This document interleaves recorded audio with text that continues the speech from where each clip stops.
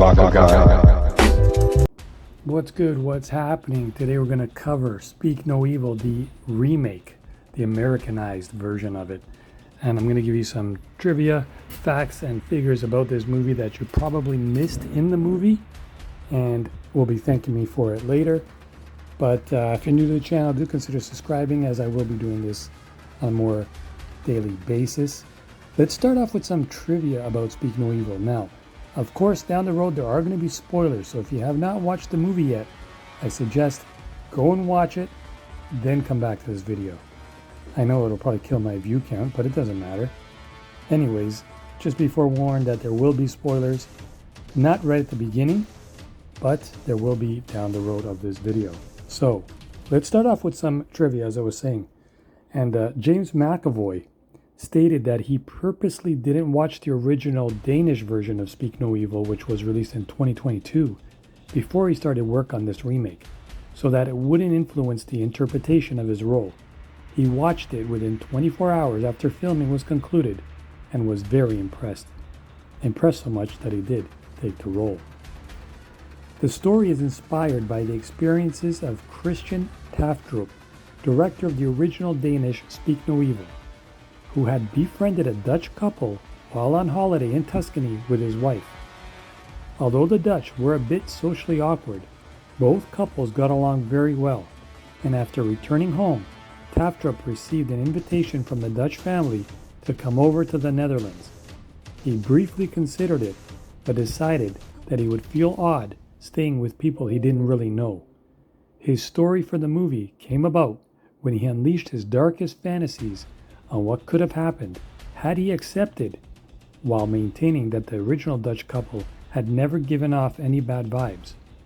In this remake, the nationalities of the two families have been changed to American and British.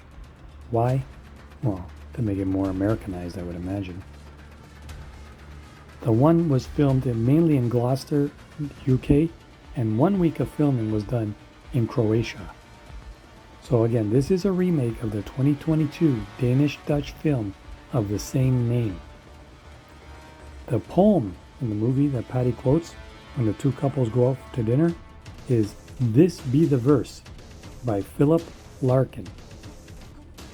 Another interesting fact was, with only 5 days left of filming, production shut down in July 2023 due to the writer and actor strikes. Filming resumed finally back in November 2023, just 4 months later. Mackenzie Davis and Scoot McNairy previously worked together on the series Halt and Catch Fire. Anybody watch that? Let me know in the comment section below. Director James Watkins is known in the horror genre for writing and directing Eden Lake, which was done in 2008, and The Woman in Black back in 2012. As a matter of fact, this is the second horror remake for Mackenzie Davis. She previously was in The Turning, which was a 2020 horror flick. So now I am going to give some spoilers. So again, if you haven't watched the original or this movie, leave now, go watch them both. I would suggest watch both and then come back and listen to the spoilers, as there are quite a few. For example, the note that Ant writes to Agnes is in Danish, indicating that his murdered family of origin was from Denmark. This is further indicated by the Danish inscription on the back of his father's watch, which Patty has kept as a trophy.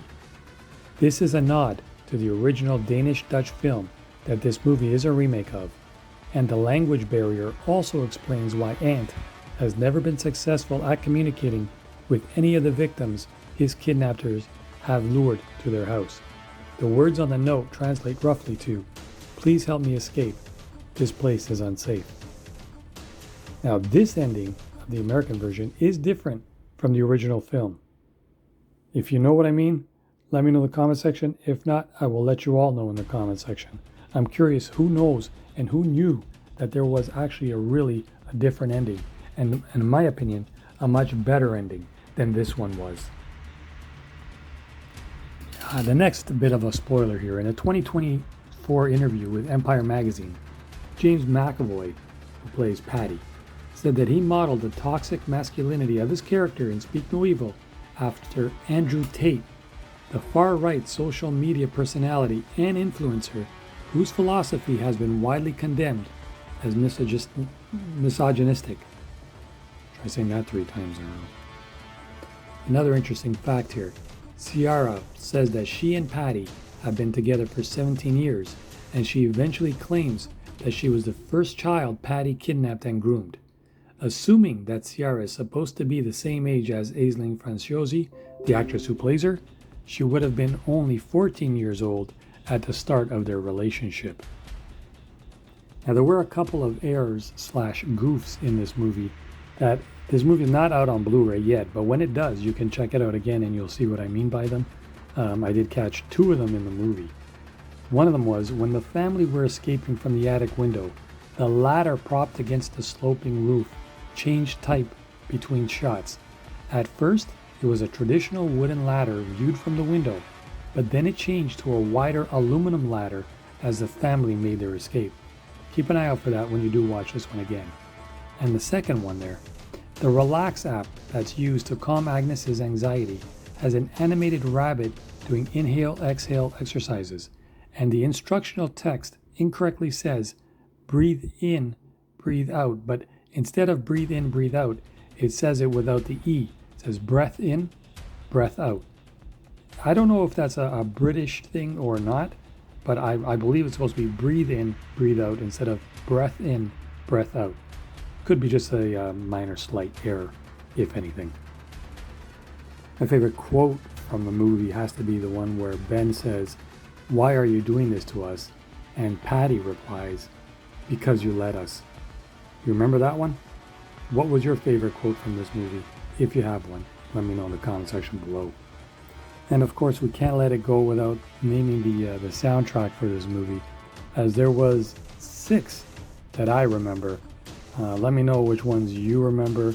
Flashback from the 80s for a couple of them, but the one that stood out for me the most was, for most people it's going to be Eternal Flame, possibly, but for me it was Gloria, which was performed by Laura Branigan.